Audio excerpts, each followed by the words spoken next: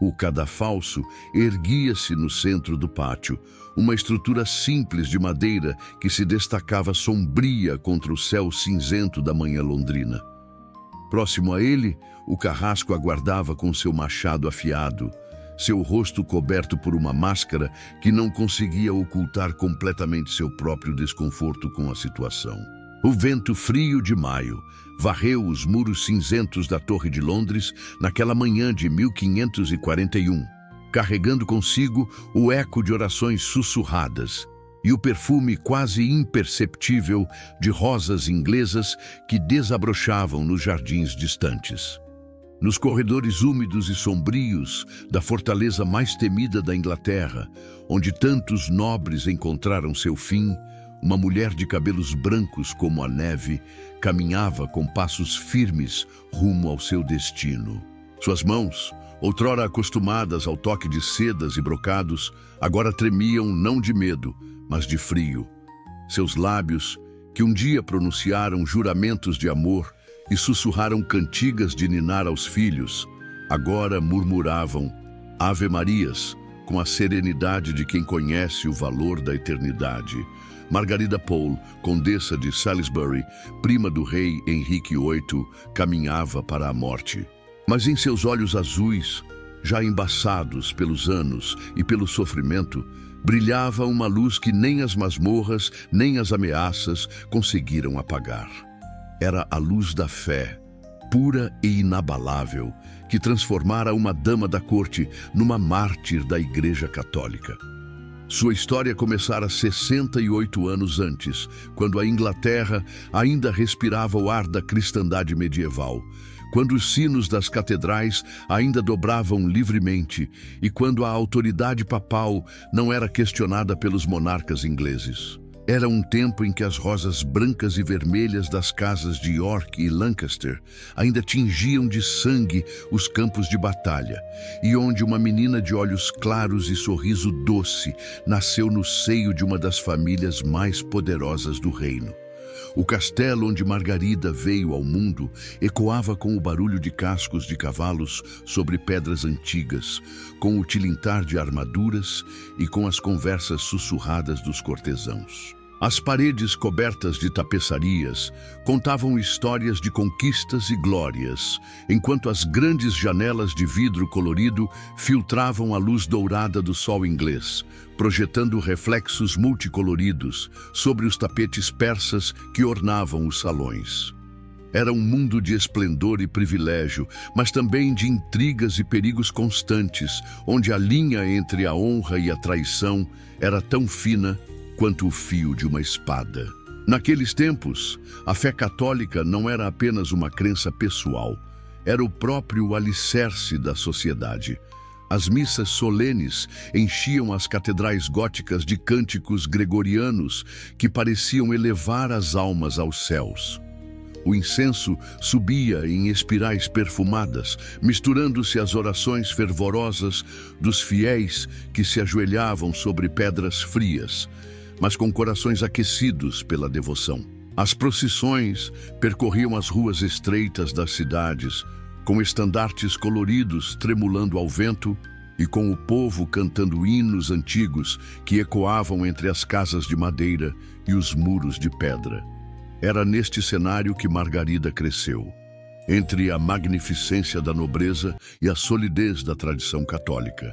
Sua infância foi embalada pelo som dos sinos que marcavam as horas canônicas, pelas histórias de santos e mártires contadas por sua ama e pelas orações recitadas em latim que ela aprendeu a murmurar antes mesmo de compreender completamente seu significado.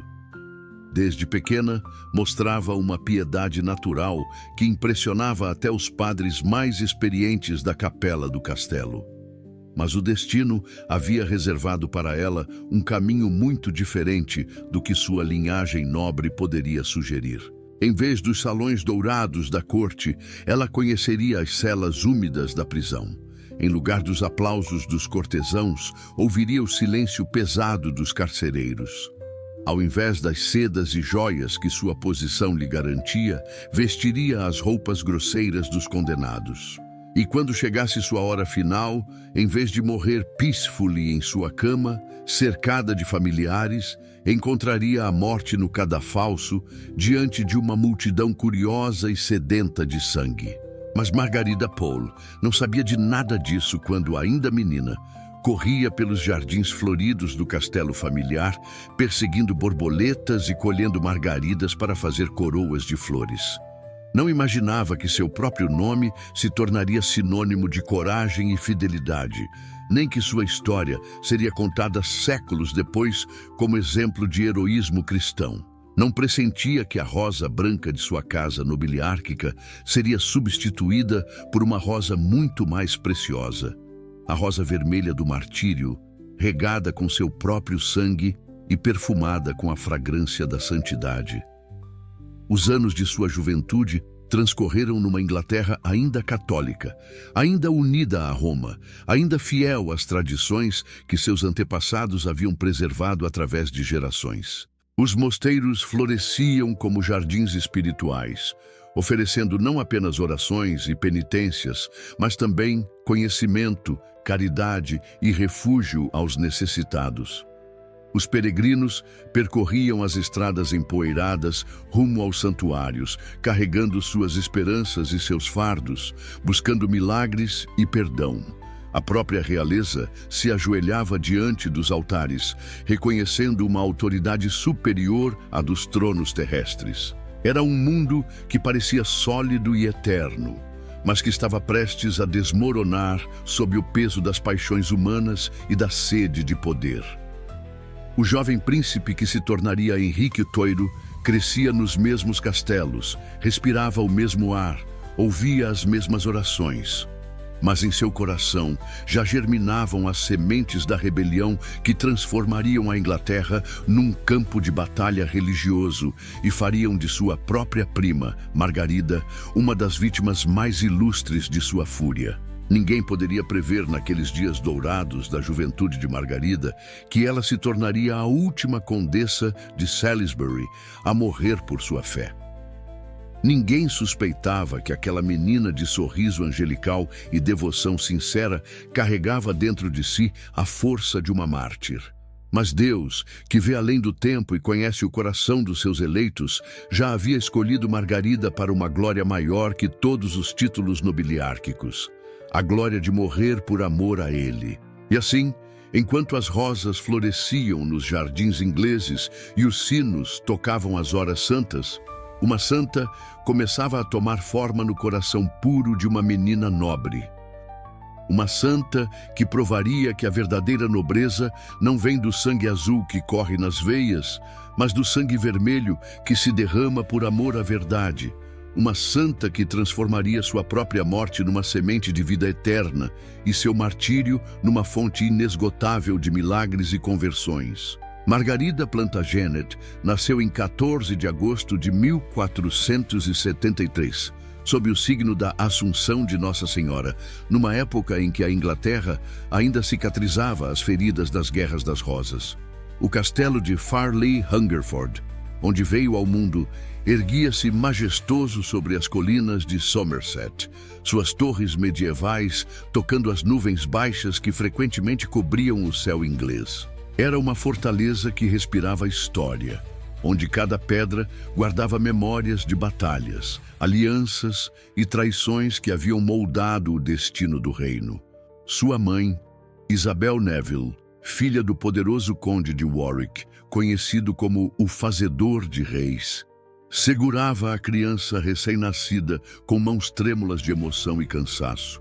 O parto havia sido longo e difícil, mas quando os primeiros vágidos da menina ecoaram pela câmara, Isabel sentiu que segurava entre os braços não apenas sua filha, mas uma promessa de esperança para o futuro. O bebê tinha os olhos azuis claros dos Plantagenet e um tufo de cabelos dourados que brilhava à luz das velas como fios de ouro puro. George Plantagenet, Duque de Clarence e pai da criança, contemplava a cena com uma mistura de orgulho e apreensão.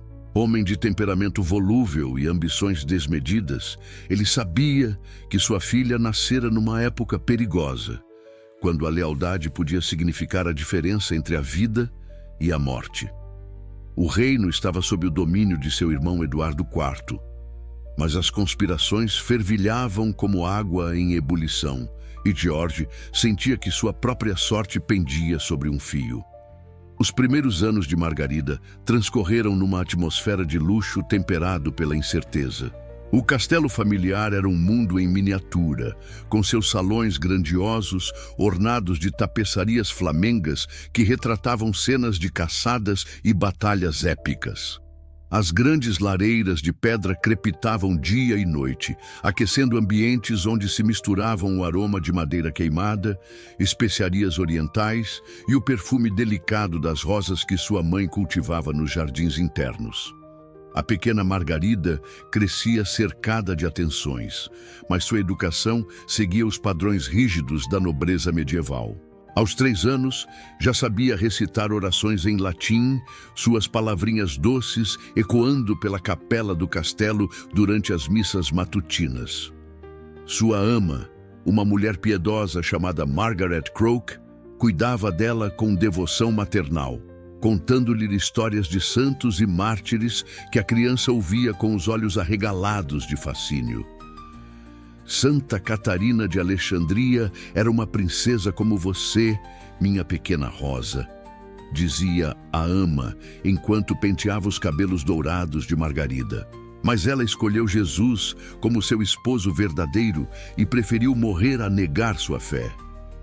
A menina absorvia essas histórias como terra seca absorve a chuva e frequentemente era encontrada em sua pequena capela particular, ajoelhada diante de uma imagem de Nossa Senhora, murmurando orações com fervor que impressionava até os adultos.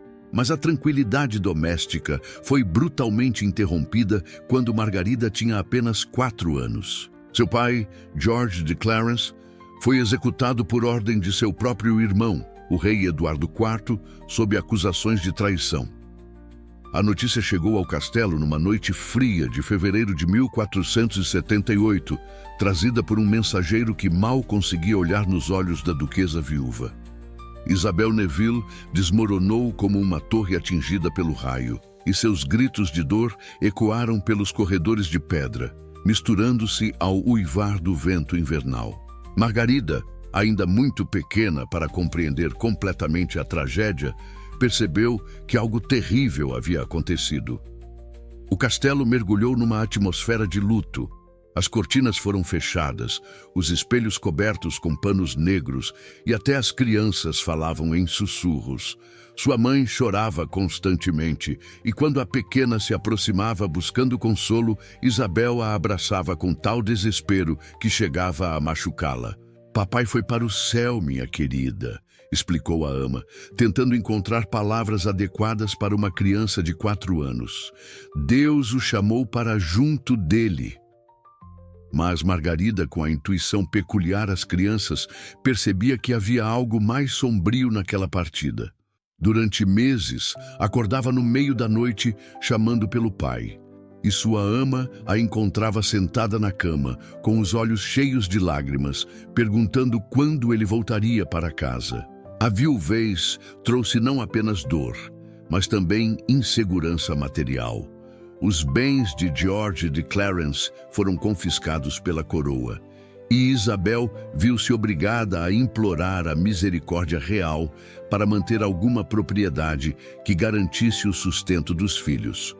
Foi um período de humilhação para uma mulher acostumada aos privilégios da mais alta nobreza, mas também um tempo em que Margarida aprendeu suas primeiras lições sobre a fragilidade das glórias terrenas. Durante esses anos difíceis, a fé tornou-se o refúgio da família. Isabel intensificou suas devoções, passando horas ajoelhada na capela, e Margarida a acompanhava fielmente, absorvendo através do exemplo materno uma piedade que se tornaria a marca distintiva de sua personalidade. A menina desenvolveu um amor especial pela Virgem Maria, talvez encontrando na Mãe de Deus o consolo que sua mãe terrena, consumida pela dor, nem sempre conseguia oferecer. Aos 6 anos, Margarida já demonstrava uma maturidade surpreendente. Falava pouco, mas suas palavras eram sempre ponderadas e gentis. Tratava os criados com uma cortesia que impressionava os visitantes, e sua generosidade natural manifestava-se em pequenos gestos. Dividia seus doces com as crianças dos servos, oferecia seus brinquedos às filhas das costureiras, e quando via alguém triste, aproximava-se silenciosamente e oferecia um abraço ou uma flor do jardim. Sua educação formal começou cedo, sob a tutela de padres eruditos que admiravam sua inteligência viva e sua sede de conhecimento. Aprendeu latim, francês e um pouco de italiano. Estudou história, filosofia moral e, naturalmente, teologia. Mas o que mais impressionava seus mestres era sua aplicação aos estudos espirituais. Decorava longos trechos das Escrituras, conhecia as vidas dos santos de cor, e suas perguntas sobre questões de fé revelavam uma mente madura e um coração genuinamente devoto. Quando completou 8 anos, Margarida já era considerada uma das meninas mais bem educadas da Inglaterra. Sabia bordar primorosamente, tocava a harpa e alaúde, dançava com graça e falava com a elegância refinada que convinha à sua posição. Mas por trás de todas essas habilidades cortesãs, crescia uma alma profundamente mística, mais interessada nas coisas do céu do que nas vaidades terrenas. Foi nessa época que teve seu primeiro encontro significativo com aquele que se tornaria o protagonista trágico de sua história. Seu primo Henrique, segundo filho do rei Eduardo IV. O príncipe, apenas 2 anos mais novo que ela, era uma criança esperta e charmosa, mas já demonstrava sinais do temperamento impetuoso que marcaria sua vida adulta. Durante uma visita à corte, Margarida observou como ele tratava os criados com arrogância e como sua vontade sempre prevalecia sobre a dos outros. "É preciso ser gentil com todos, primo", disse-lhe ela numa ocasião, depois de vê-lo berrar com um pajem que havia derramado vinho em sua roupa. "Jesus ensinou que devemos amar até nossos inimigos." O jovem Henrique riu da prima com condescendência, mas algo no olhar sério dela o fez calar. Era como se aquela menina de 8 anos possuísse uma sabedoria que ele, futuro rei, ainda não conseguia compreender. Os anos da infância chegavam ao fim, e com eles a relativa proteção que a juventude oferece contra as turbulências do mundo adulto. Margarida estava prestes a descobrir que sua condição de Plantagenet, longe de ser uma garantia de segurança, era na verdade um fardo perigoso, numa época em que o sangue real podia ser tanto uma bênção quanto uma maldição. Mas naqueles últimos anos de inocência, enquanto brincava nos jardins do castelo e rezava na pequena capela, ela ainda não sabia que carregava dentro de si o coração de uma futura mártir. Não imaginava que as orações sussurradas na infância seriam o ensaio para as orações murmuradas na masmorra, nem que as histórias de santos que ouvia com fascínio se tornariam o modelo para sua própria jornada rumo à santidade. A rosa branca de Clarence crescia em beleza e virtude, ignorando que o destino já preparava para ela um jardim muito diferente. Um jardim regado com lágrimas e sangue, onde floresceria a rosa vermelha do martírio. O outono de 1491 pintou a Inglaterra com cores douradas e vermelhas, como se a própria natureza antecipasse as transformações que estavam por vir. Margarida, agora com 18 anos, havia se tornado uma das jovens mais admiradas da corte. Sua beleza não era exuberante ou chamativa, mas possuía uma qualidade etérea que fazia as pessoas se voltarem para admirá-la. Os cabelos dourados, que na infância eram como fios de ouro, haviam escurecido para um louro acobreado que brilhava à luz das velas como bronze polido. Seus olhos azuis, herança dos Plantagenet, refletiam uma serenidade que contrastava com a agitação constante da vida cortesã. Sir Richard Pole, cavaleiro de linhagem respeitável e fortuna considerável, Foi escolhido como seu esposo num arranjo que combinava conveniência política com genuína afeição mútua. Richard, 10 anos mais velho que ela, era um homem de caráter sólido e fé sincera, qualidades que Margarida aprendeu a valorizar muito mais que a riqueza ou o prestígio social. Quando se conheceram oficialmente, durante uma festa na corte de Henrique VII, sentiram uma simpatia imediata que surpreendeu a ambos. "Lady Margarida", disse Richard, fazendo uma reverência respeitosa. "Ouvi dizer que sois versada em teologia e filosofia. Seria uma honra conversar convosco sobre tais assuntos." Ela ficou agradavelmente surpresa com o interesse dele pelos temas que tanto a fascinavam, em contraste com outros pretendentes que apenas elogiavam sua beleza ou perguntavam sobre seu dote. A cerimônia de casamento realizou-se na Capela Real de Westminster, numa manhã fria de novembro em que o sol lutava para atravessar as nuvens cinzentas. Margarida usava um vestido de seda branca, bordado com pérolas e fios de prata, e sobre a cabeça um véu de renda flamenca que havia pertencido à sua avó. Ao caminhar pelo corredor da capela, acompanhada por sua mãe, já envelhecida e frágil, não conseguia deixar de pensar que estava se comprometendo não apenas com Richard, mas com um destino que Deus havia traçado para ela. O bispo que celebrou a cerimônia era um homem santo chamado John Morton, que mais tarde se tornaria cardeal e uma das figuras mais respeitadas da igreja inglesa. Durante a homilia, ele falou sobre o matrimônio como sacramento de amor e fidelidade, mas suas palavras adquiriram um significado profético quando se dirigiu especificamente a Margarida. "Que esta união seja abençoada com filhos que glorifiquem a Deus e que vossa fidelidade seja um exemplo para todas as gerações futuras." Os primeiros anos do casamento transcorreram numa felicidade serena que Margarida jamais esperara encontrar.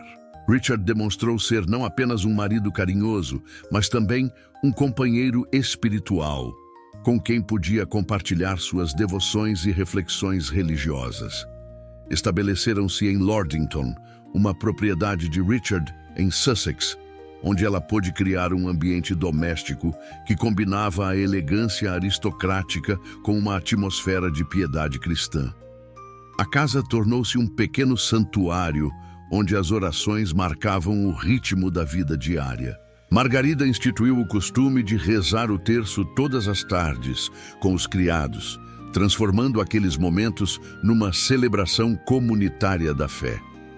Sua capela particular, decorada com imagens de santos e flores sempre frescas do jardim, tornou-se um refúgio onde passava longas horas em oração contemplativa. Em 1492, nasceu seu primeiro filho, Henry, um bebê robusto e saudável que encheu a casa de alegria.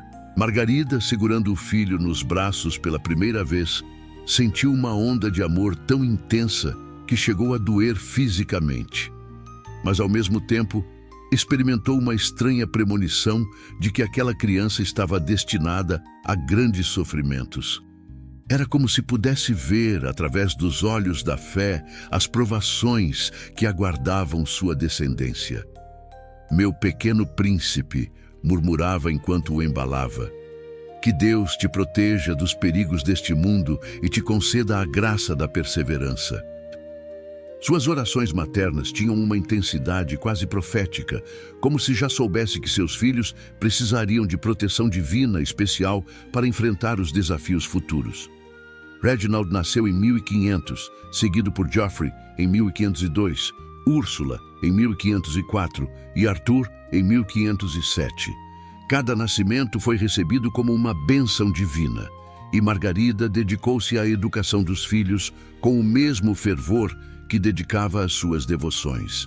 Não era uma mãe permissiva, mas sua firmeza sempre vinha temperada por uma ternura que fazia as crianças sentirem-se amadas, mesmo quando eram corrigidas.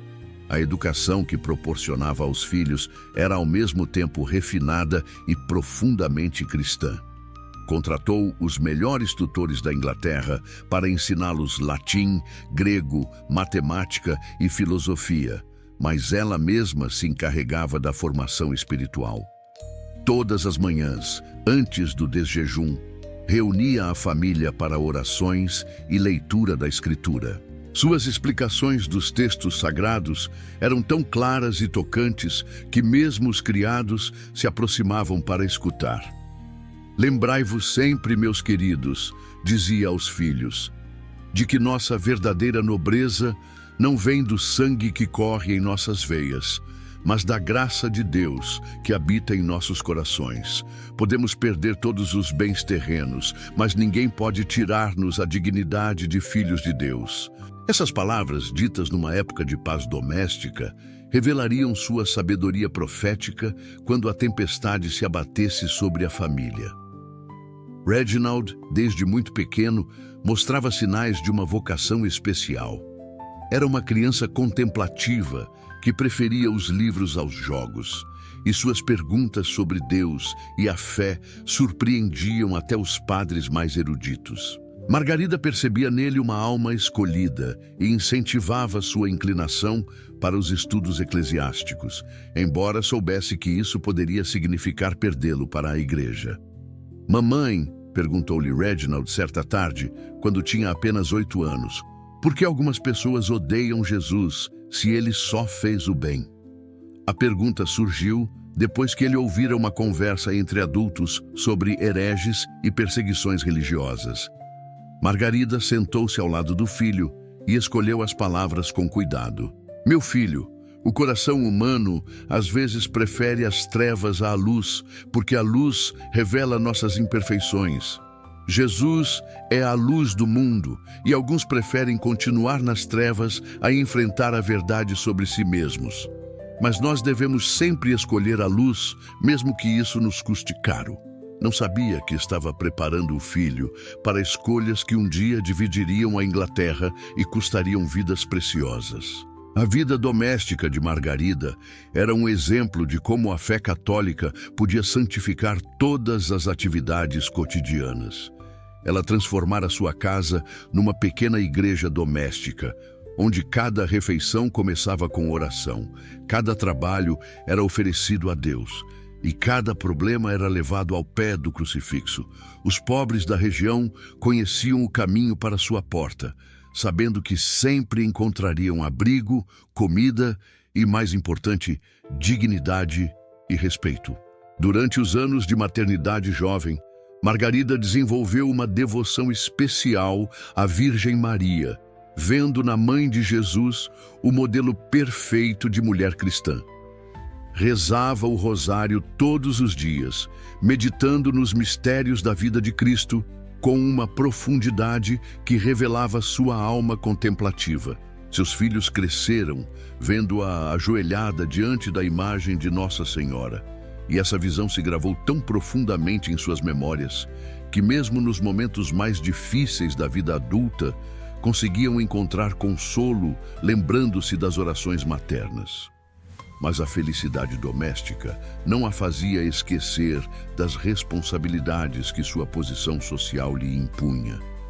Como prima do rei e uma das damas mais respeitadas da corte, participava ativamente da vida política e social do reino. Suas opiniões eram ouvidas com respeito, e sua casa tornou-se um centro de discussões sobre questões importantes da época. Era conhecida por sua prudência, sua caridade e sua lealdade inabalável à Igreja Católica. Quando em 1509, seu jovem primo Henrique subiu ao trono como Henrique VIII, Margarida sentiu uma mistura de alegria e apreensão.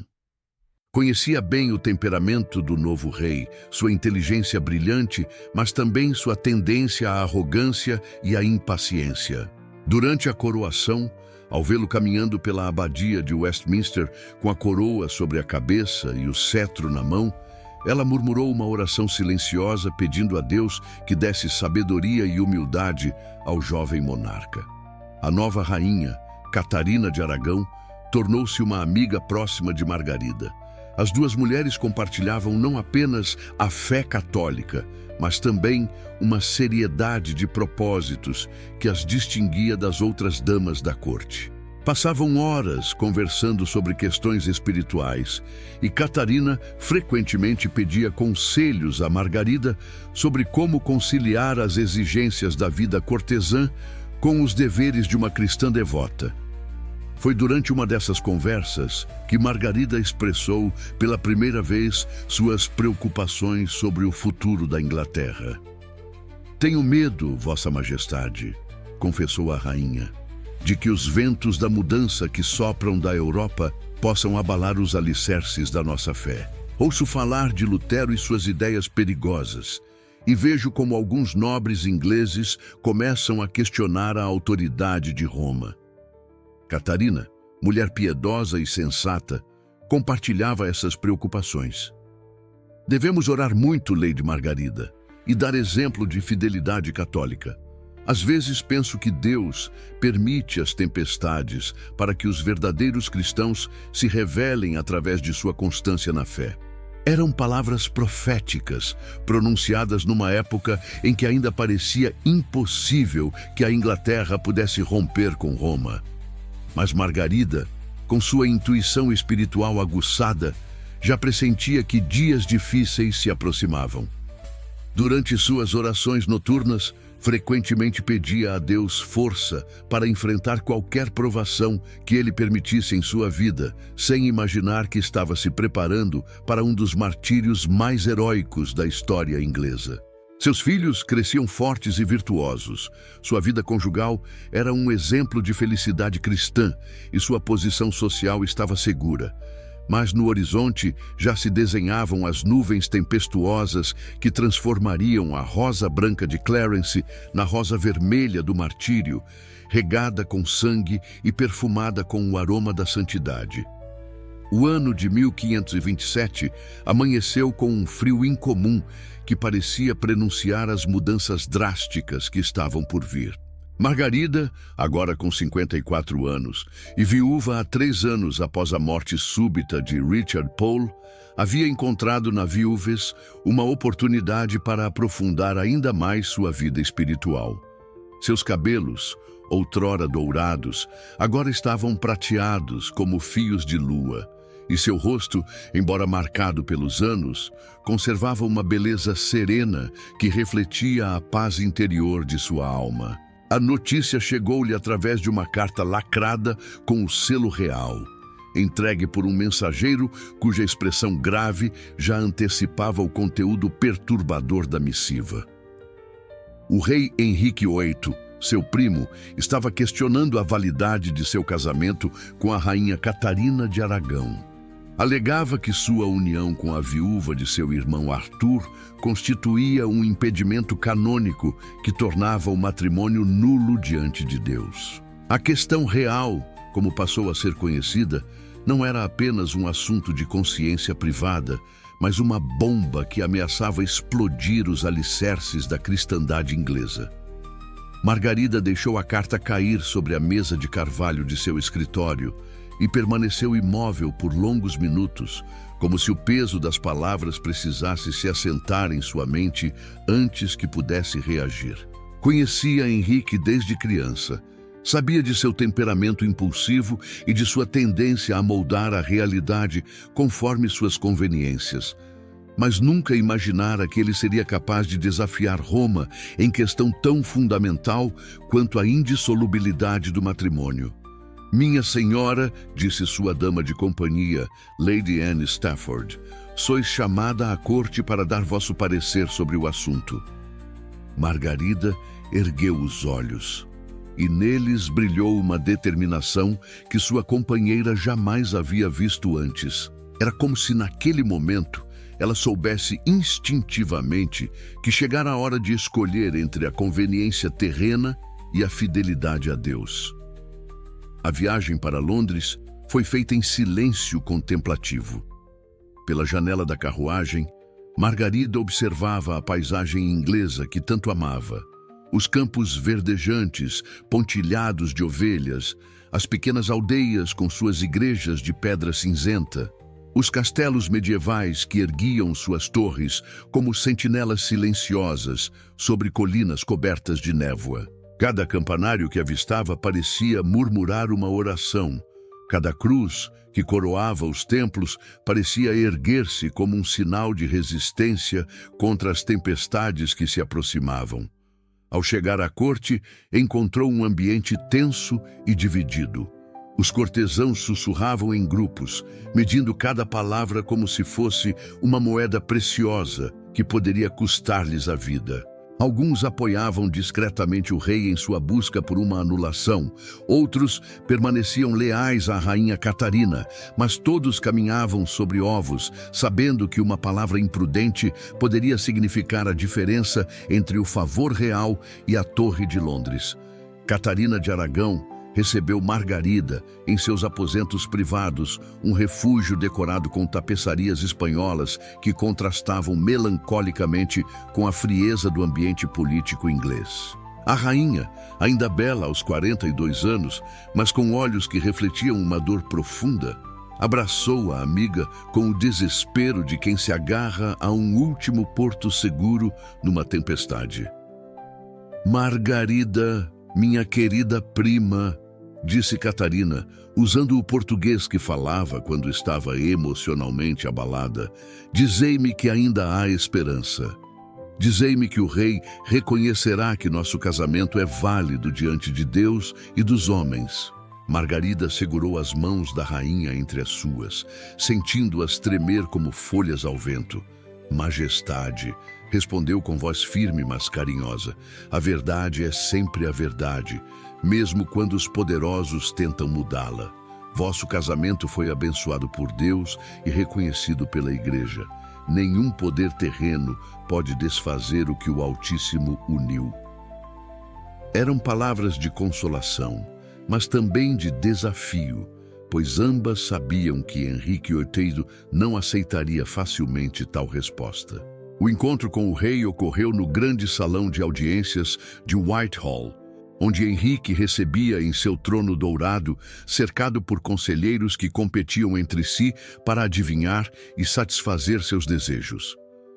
Margarida entrou no salão com a dignidade que convinha à sua posição, mas também com a serenidade de quem já tomara sua decisão, independentemente das consequências. Prima querida, disse Henrique com aquele sorriso encantador que usava quando queria conquistar alguém. Sabeis que sempre vos considerei uma das mulheres mais sábias da Inglaterra. Por isso, vosso conselho é valioso para mim nesta questão delicada que tanto perturba minha consciência.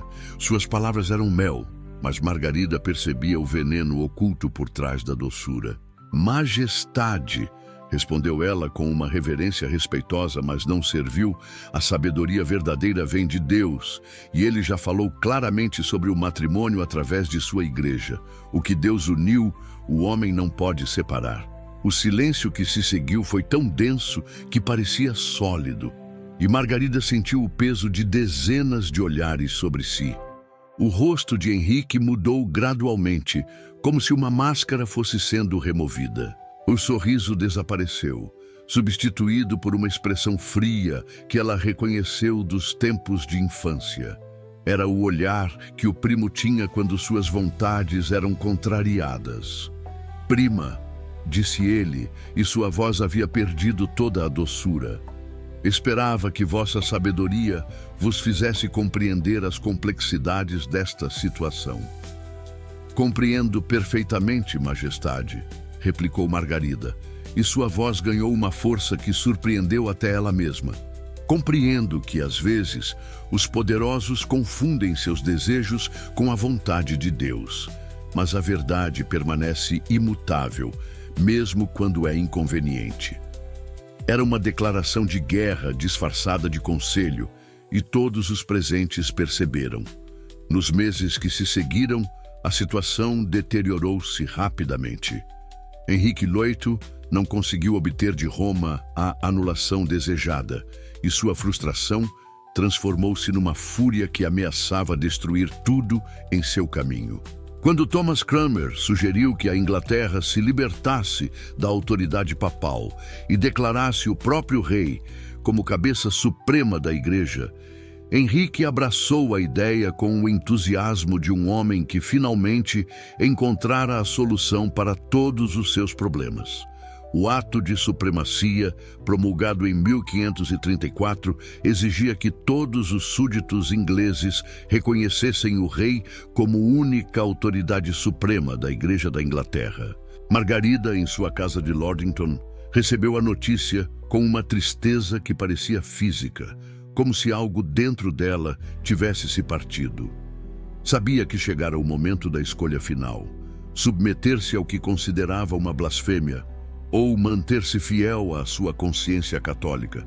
Seus filhos, especialmente Reginald, que já era uma figura respeitada nos círculos intelectuais europeus, compartilhavam sua angústia.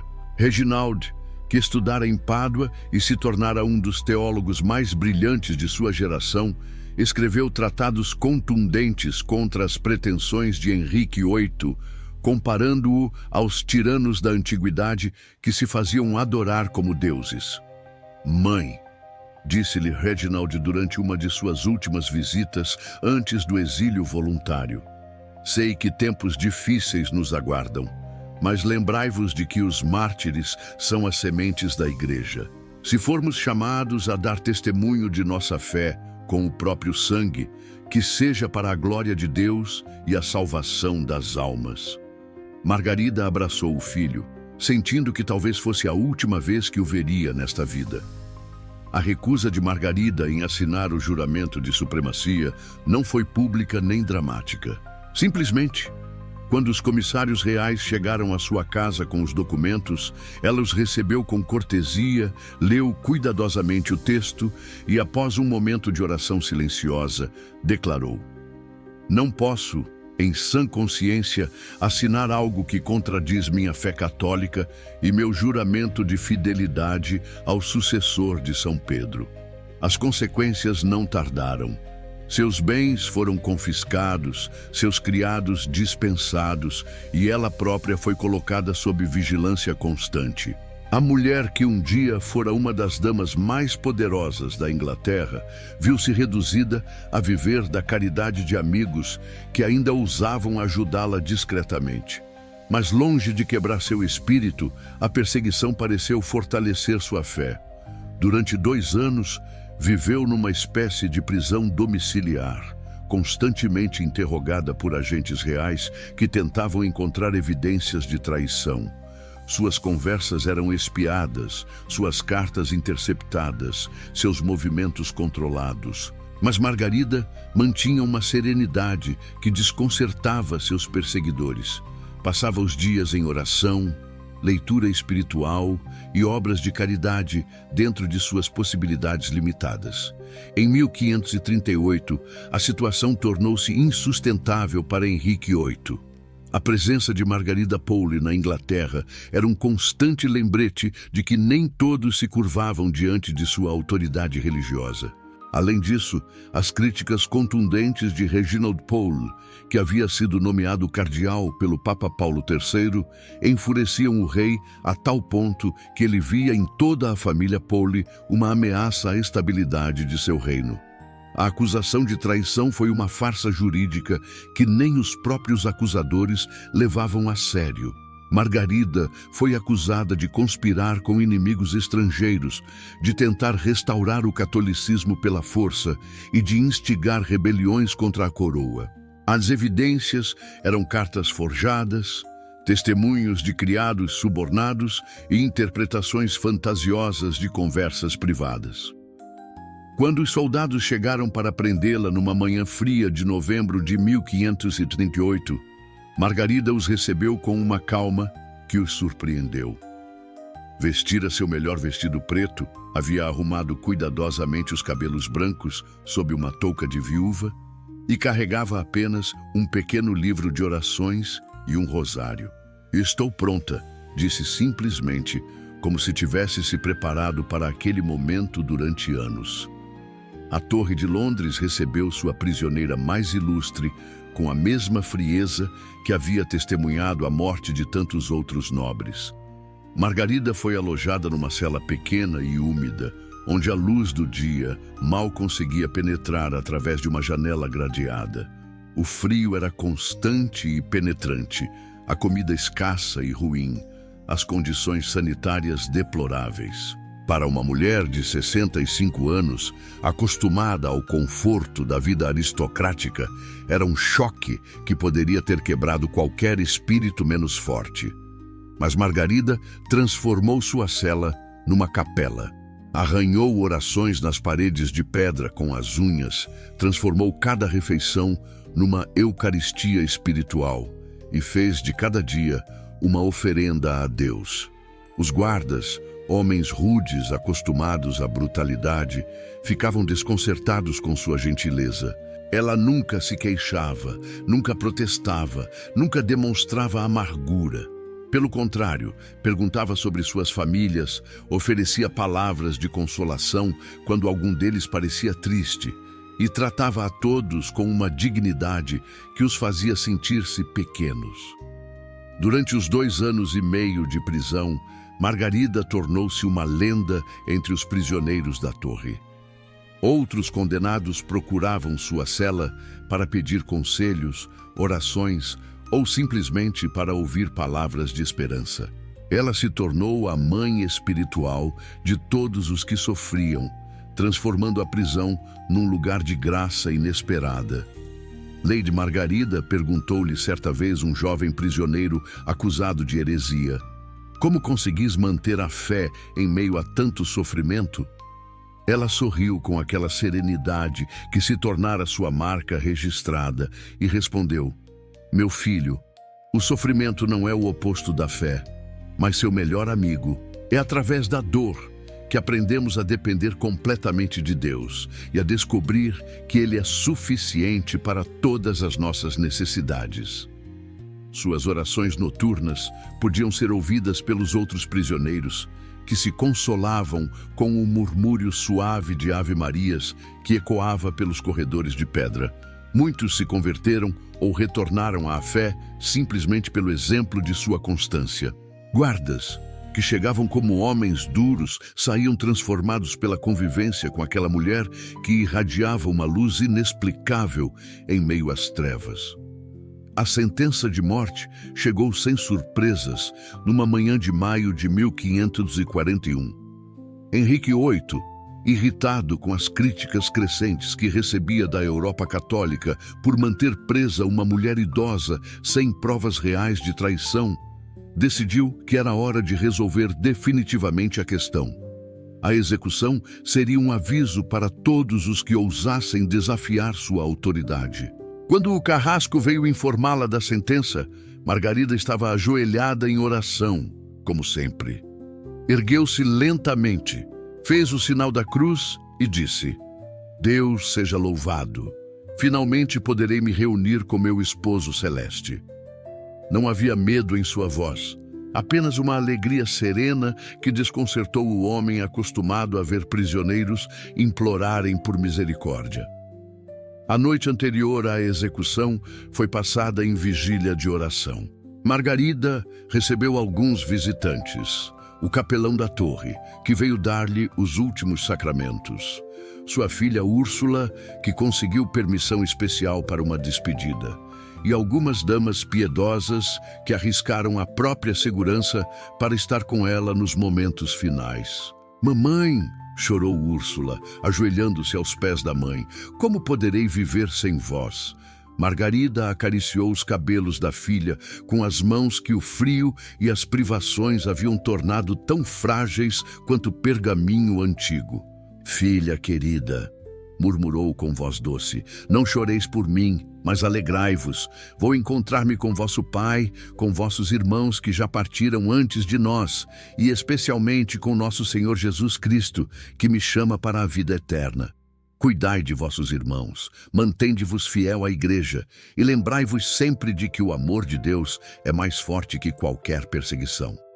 Durante toda a noite, prisioneiros e guardas ouviram o som suave de suas orações. Ela recitou o rosário completo várias vezes, cantou hinos antigos da igreja em latim e sussurrou palavras de perdão para todos os que a haviam perseguido, incluindo o próprio rei Henrique VIII. A manhã de 27 de maio de 1541 amanheceu com uma bruma densa que cobria Londres como um sudário, envolvendo a torre em uma atmosfera quase sobrenatural. O sol lutava para penetrar a névoa, criando uma luz difusa e prateada que conferia um aspecto etéreo à fortaleza medieval.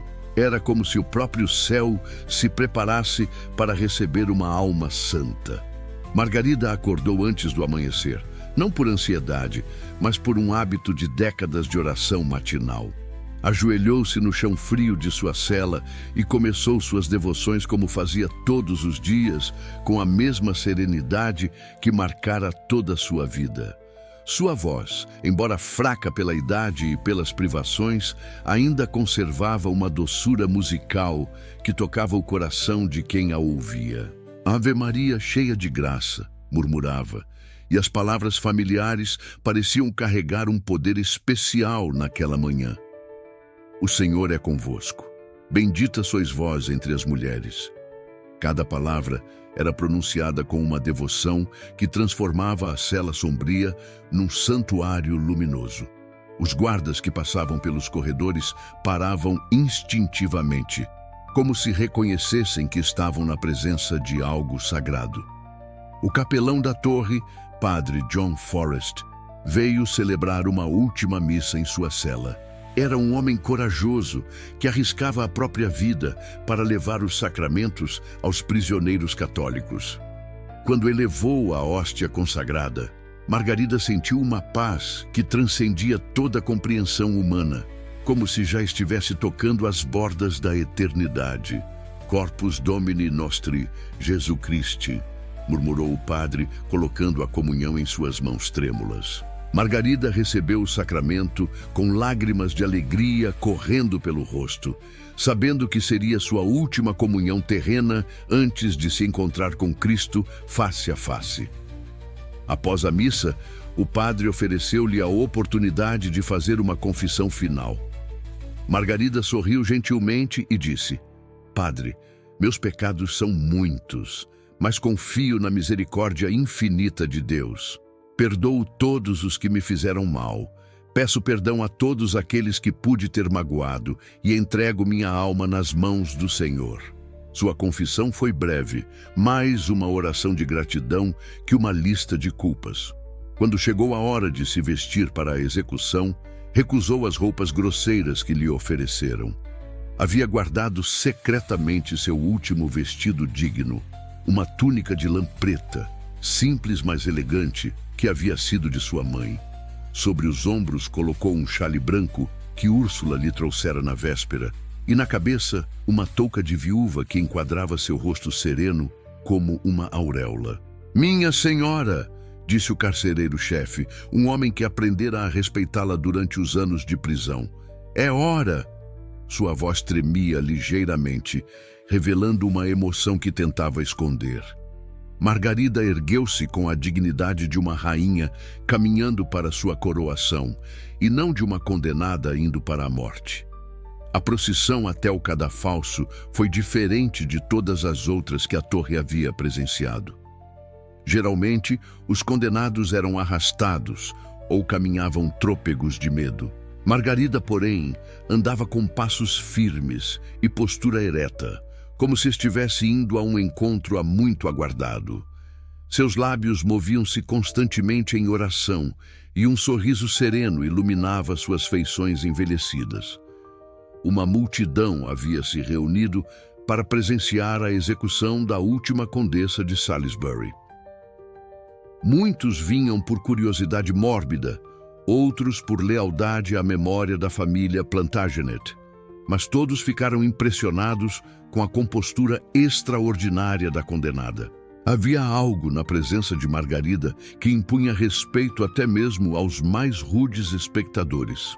No palanque oficial, representantes de Henrique VIII observavam a cena com expressões sombrias. Alguns pareciam desconfortáveis, como se começassem a questionar a justiça daquela execução. Uma mulher de quase 70 anos, sem provas reais de traição, caminhando para a morte com a serenidade de uma santa, era um espetáculo que tocava as consciências mais endurecidas. O cadafalso havia sido erguido na área conhecida como Tower Green, o mesmo local onde Ana Bolena encontrara seu fim 5 anos antes. A estrutura de madeira parecia pequena e frágil sob o céu cinzento, mas para Margarida representava a porta de entrada para a vida eterna. Subiu os degraus sem ajuda, recusando o braço que lhe ofereciam, e voltou-se para a multidão. "Bons ingleses", disse com voz clara que carregou surpreendentemente longe, "vim aqui para morrer, e peço-vos que oreis por minha alma e pela alma de nosso rei.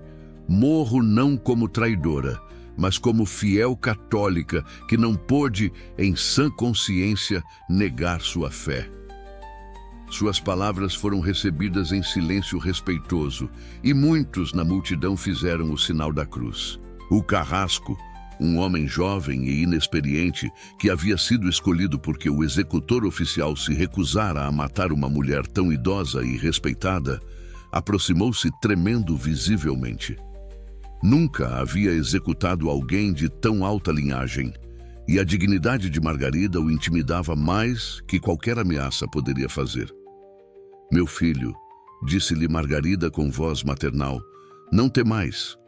Fazeis apenas vosso trabalho, e eu vos perdoo de coração. Que Deus vos abençoe e tenha piedade de vossa alma, como peço que tenha da minha." O carrasco quebrou-se completamente e lágrimas correram por seu rosto barbudo. Nunca havia ouvido uma condenada consolá-lo no momento de sua própria morte.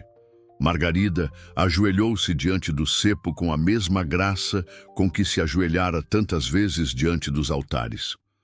Recusou que lhe vendassem os olhos, dizendo que queria morrer vendo o céu. Seus lábios moviam-se numa oração final. "Jesus, Maria, José, recebei minha alma. Pai, nas vossas mãos entrego o meu espírito." O carrasco, ainda tremendo, ergueu o machado.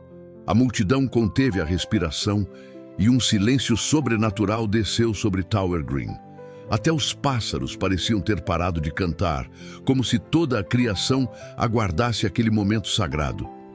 O primeiro golpe não foi certeiro. O carrasco jovem e nervoso acertou o ombro de Margarida em vez do pescoço.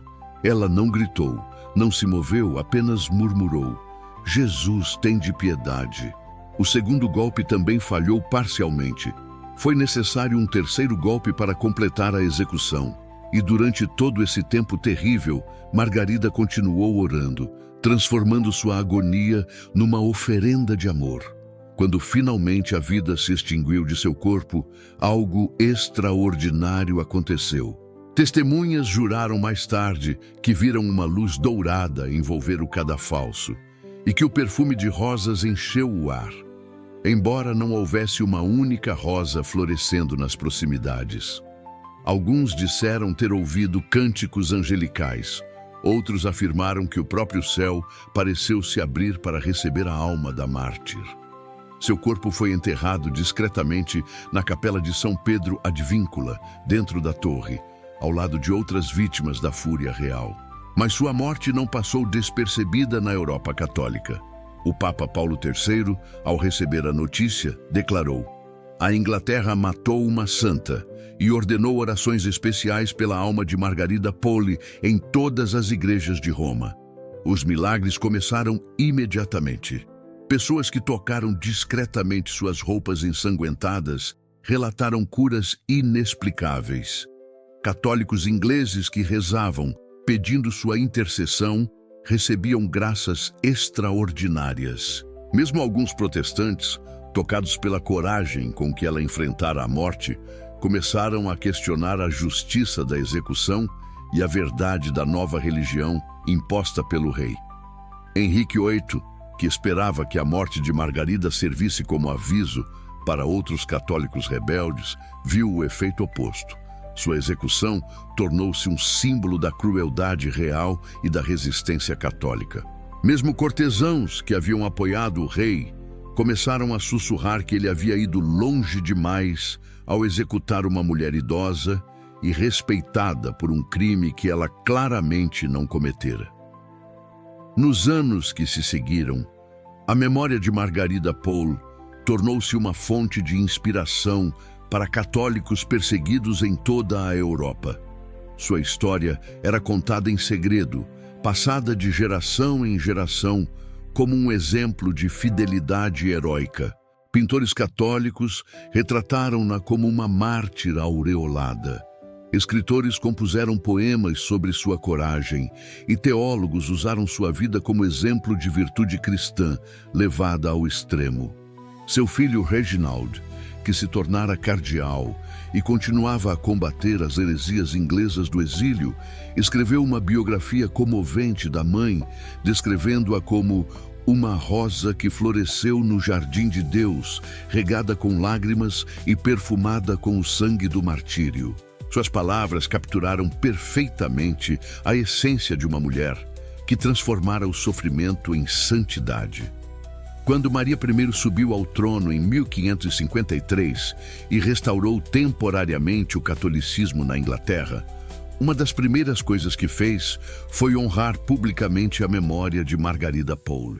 Ordenou missas solenes pela alma da mártir e permitiu que seu túmulo na torre fosse marcado com uma lápide digna.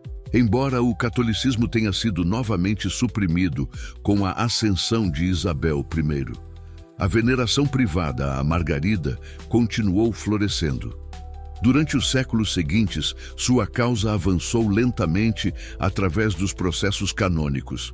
Testemunhas de milagres foram ouvidas, sua vida foi examinada minuciosamente, seus escritos foram estudados por teólogos.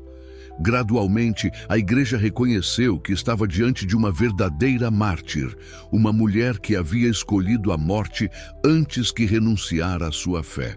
Em 29 de dezembro de 1886, o Papa Leão XIII finalmente proclamou Margarida Pohl como beata, reconhecendo oficialmente seu martírio e sua santidade heróica. A cerimônia na Basílica de São Pedro foi assistida por milhares de fiéis, incluindo muitos ingleses, que viajaram a Roma para presenciar a glorificação de sua compatriota mártir. Hoje, mais de 4 séculos após sua morte, Beata Margarida Pohl continua a inspirar cristãos ao redor do mundo. Sua festa é celebrada em 28 de maio, véspera de sua execução, e sua vida é estudada como um exemplo perfeito de como a fé católica pode dar sentido e dignidade, mesmo às circunstâncias mais adversas. Em sua Inglaterra natal, embora ainda oficialmente anglicana, há um crescente reconhecimento de sua importância histórica. Historiadores de todas as confissões religiosas admiram sua integridade moral e sua coragem diante da tirania. Sua história transcende as divisões religiosas, tocando todos aqueles que valorizam a liberdade de consciência e a dignidade humana. Peregrinos visitam a Torre de Londres, onde uma pequena placa marca o local aproximado de sua execução. Muitos relatam uma sensação especial de paz ao orar naquele lugar, como se a santidade de Margarida ainda impregnasse aquele espaço. Alguns afirmam perceber um perfume suave de rosas, ecoando os relatos dos que testemunharam sua morte. Na capela de São Pedro Advíncula, onde seu corpo repousa, flores frescas aparecem misteriosamente sobre sua sepultura, deixadas por devotos anônimos que vêm pedir sua intercessão. Guardas da torre, que no início tratavam essas manifestações como superstição, aprenderam a respeitá-las como expressões genuínas de fé. Sua vida ensina-nos que a verdadeira nobreza não vem dos títulos ou da riqueza, mas da fidelidade aos princípios mais elevados da consciência humana. Numa época em que muitos se curvam diante do poder temporal, Margarida Pohl permanece como um farol que nos lembra que há valores pelos quais vale a pena viver e, se necessário, morrer.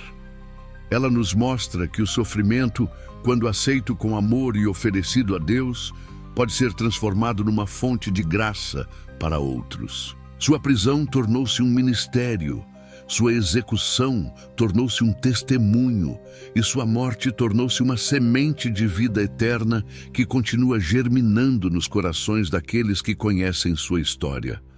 Para os católicos, ela é um exemplo luminoso de fidelidade à Igreja, mesmo quando isso custou tudo o que possuía. Para os anglicanos, é um lembrete doloroso dos excessos cometidos durante a Reforma Inglesa. Para todos os cristãos, é uma inspiração de coragem e constância na fé.